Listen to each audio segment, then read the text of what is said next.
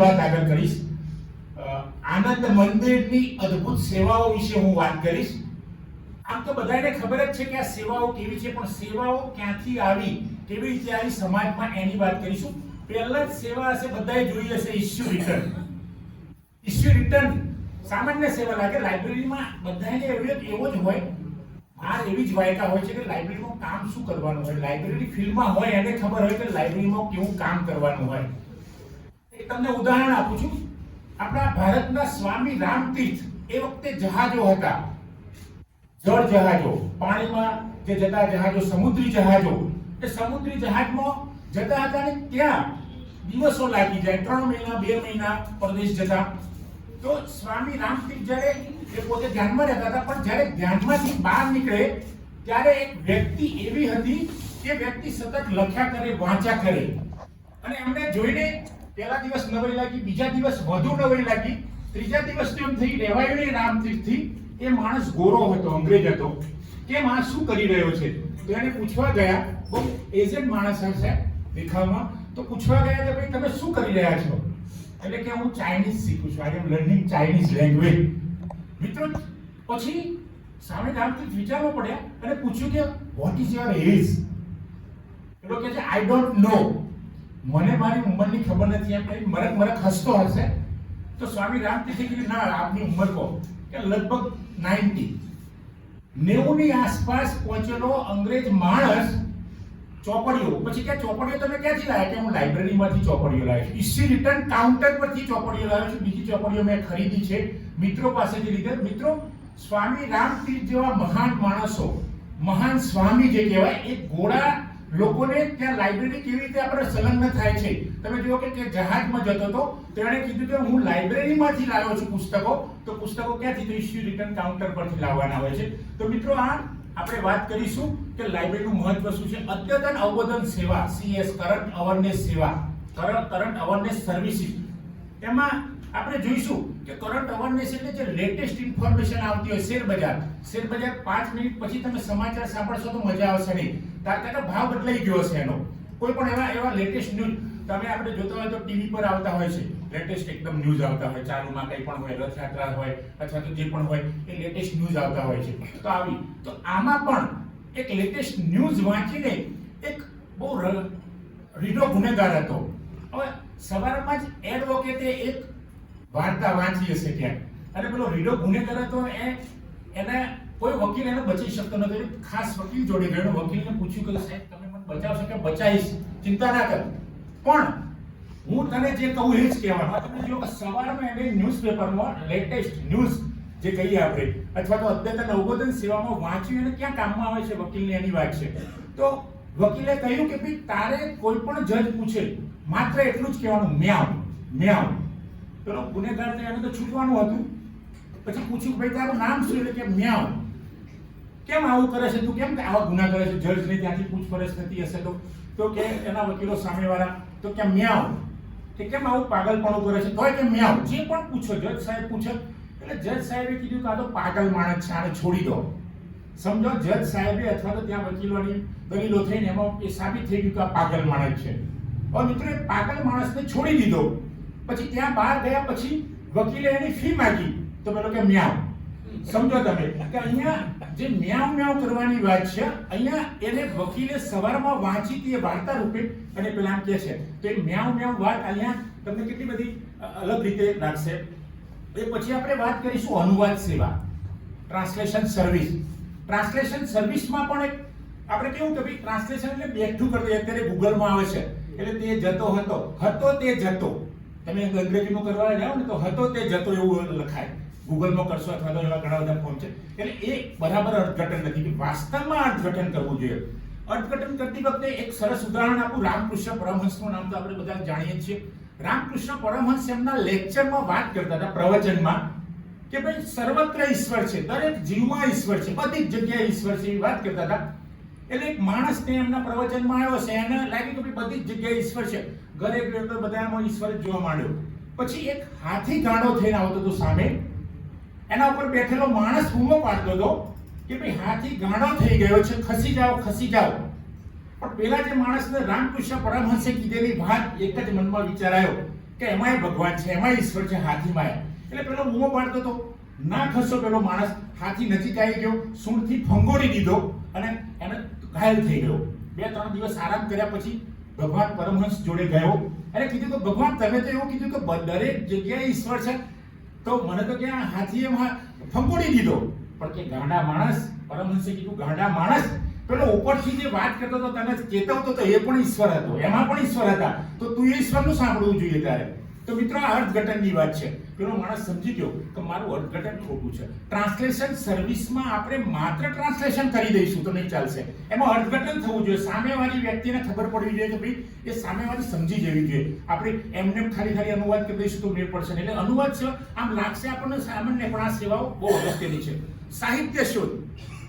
એક મિત્ર અમારા ત્યાં લાઇબ્રેરીમાં ઘણા બધા વિદ્યાર્થીઓ PhD ના આવે છે સાહિત્ય શોધ માટે.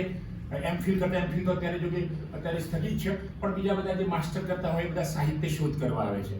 હવે સાહિત્ય શોધમાં તમે કમ્પ્યુટરમાંથી પણ એને મદદ કરી શકશો, સ્ટેટ રૂમમાં જઈને પણ મદદ કરી શકશો, ઇશ્યુ કાઉન્ટર પર બેઠેલી એ વ્યક્તિ પણ એને આપશે, નિર્દેશ કરશે કે ભાઈ તમે અહીંયા જાઓ.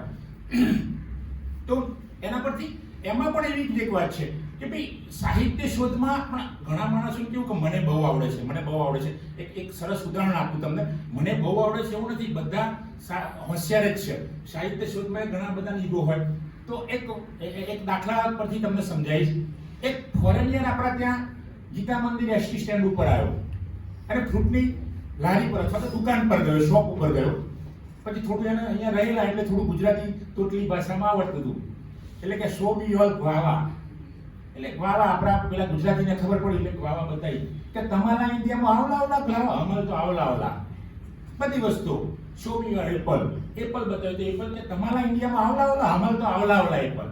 બધી વસ્તુઓ જે બતાવશે, જામફળ બતાવ્યું, એપલ બતાવ્યું, કેળું બતાવ્યું, કેળું પણ નાનું કે અમારે તો બહુ મોટા કેળા. બધી જ વસ્તુઓ બતાવો તમે તો એ ત્યાં તમારા ત્યાં તો બધી મોટી. એટલે પેલો ગુજરાતી બહુ હોશિયાર હતો. ગુજરાતી તો વેપારી તો હોશિયાર જ હોય. એટલે ગુજરાતીએ નક્કી કર્યું કે હવે આને પાઠ ભણાવવો પડશે, આને પણ ઇન્ડિયાની વાત બતાવવી પડશે. એટલે છેલ્લે પેલો બોલ્યો, please show me your grapes. એટલે આપણો માણસ હતો મોટું તરબૂચ લઈને, ધીસ ઇઝ અવર ગ્રેપ્સ. ઓહો, તમારા ઇન્ડિયામાં આવડી ગ્રેપ્સ, તમારે તો આવડી. એટલે સાહિત્ય શોધને પણ સંદર્ભમાં આપણે વાત કરીશું મિત્રો, કે મને જ આવડે છે, હું જ કરી શકીશ, હું જ આ બતાવી શકીશ એવું નથી. દુનિયામાં બધા જ માણસો બધું કરી શકે છે, બધાની જોડે શક્તિ હોય ને, ભગવાને જુદી આપી હોય પણ કરી શકે. એટલે સાહિત્ય શોધમાં ખાસ કરીને મદદ કરવાની ડોક્યુમેન્ટ ડિલિવરી સર્વિસમાં. ડોક્યુમેન્ટ ડિલિવરી સર્વિસ એટલે દરેક પ્રકારના ડોક્યુમેન્ટ જે યુઝર માંગશે એ ફોર્મમાં આપીશું આપણે. CD, DVD જે પણ ફોર્મમાં એ માંગશે એના આપણે આપીશું. એની ફી લઈશું, કારણ કે આજના જમાનામાં ફી વગર ચાલશે, એટલે ફી પણ જરૂરી છે એટલી. તો ડોક્યુમેન્ટ ડિલિવરી. પછી ન્યૂઝપેપર ન્યૂઝપેપરની ક્લિપિંગ કરેલી જે ફાઇલ હોય એ ફાઇલની પણ એ બહુ જરૂરી હોય છે. અમારા વિદ્યાપીઠમાં, ગુજરાત વિદ્યાપીઠમાં અમારા વિદ્યાપીઠના જે રોજ સમાચાર આવતા હોય અથવા તો અઠવાડિયામાં એકવાર, તો એની ન્યૂઝપેપર ક્લિપિંગ સ્પેશિયલ થાય તો ગમે ત્યારે અમારા સર કોઈ પણ મંગાવશે પહેલા અમારા સમાચાર જોઈએ તો તરત જ મળી જશે. તો ન્યૂઝપેપર ક્લિપિંગ. પછી સાર એબ્સ્ટ્રેક્ટ. ડોક્ટર રાજેન્દ્ર પ્રસાદનું નામ તો બધાએ સાંભળ્યું હશે. ડોક્ટર રાજેન્દ્ર પ્રસાદ બહુ ઊંચી હસ્તી, આપણા દેશના પણ બહુ મોટા માણસ, બરાબર, ખબર જ છે, રાષ્ટ્રપતિ કહેવાય ને, બરાબર ને. તો રાજેન્દ્ર પ્રસાદ એ વખતે IAS ની એક્ઝામ નહોતી લેવાતી, એ વખતે ICS ની એક્ઝામ ઇંગ્લેન્ડમાં, એટલે ત્યાં બ્રિટનમાં લેવાતી હશે. તો એ ICS ની એક્ઝામ આપવા ગયા અને ત્યાં એમને તાજમહેલ વિશેનો એસે પૂછાયો. Taj Mahal, right essay on Taj Mahal. તો પેલા તો વિચારવું પડે, એમને રૂબરૂ તાજમહેલ જોઈ લો. 2 કે 3 કલાકનું પેપર હશે, બેસી જ રહ્યા. પછી પેલા સુપરવાઇઝર આવીને કે ભાઈ તમે કેમ બેસી રહ્યા છો? બસ કે તો ચાલશે, હું કરીશ મારી રીતે. પછી છેલ્લે એક જ લાઈન લખી એમને, when the heart is full the words are few. when the heart is full the words are few. જ્યારે હૃદય છલોછલ ભરાઈ જાય સંવેદનાઓથી, તમે માં વિશે શું લખી શકો? અઢળક લખો, ખૂટશે.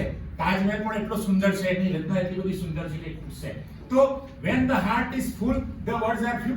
ICS ની એક્ઝામમાં રાજેન્દ્ર બાબુ પાસ થઈ ગયેલા.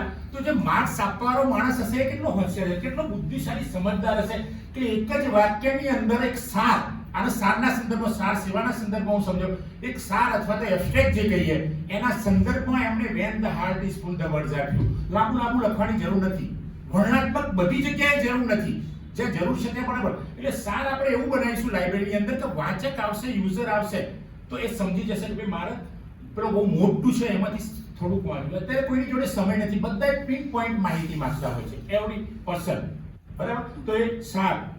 સંદર્ભ સેવા, સંદર્ભ સેવા પણ આપણા ત્યાં જે અદે ગ્રંથ જેને કહીએ, નોન ઇશ્યુએબલ બુક્સ જેને કહીએ, તો એ ઇશ્યુ થાય નહીં, તો એની સંદર્ભ સેવા. એટલે એમાં પણ તમે જોશો તો તાત્કાલિક જે ત્વરિત સેવા છે, બરાબર, પછી ખાસો સમય માંગી લેતી સેવાઓ જે છે, વ્યાપ્ત સેવા જેને કહીએ, તો આવી 2-3 પ્રકારની સેવા, સામાન્ય સેવા છે, સામાન્ય વાચક.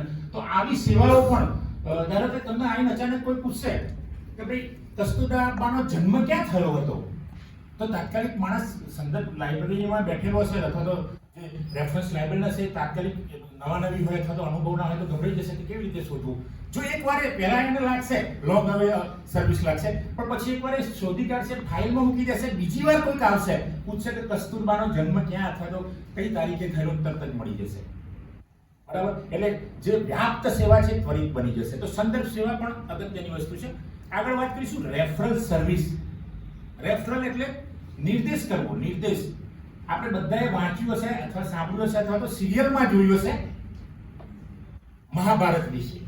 મહાભારતમાં એવું કહેવાય છે, મેં તો વાંચેલું પણ છે, સિરિયલ પણ જોયેલી છે, એટલે એમાં એવું કહેવાય છે કે પાંડવો સદાવ્રત ચલાવતા હતા. એમના ત્યાં કોઈ પણ જાય, એ જંગલમાં રહેતા ગમે ત્યાં હોય તો એ સદાવ્રત ચલાવતા, અને એમને કોઈ કહે કે ભાઈ કોઈ ભૂખ્યો માણસ આવે, જાઓ પાંડવોના ત્યાં જાઓ.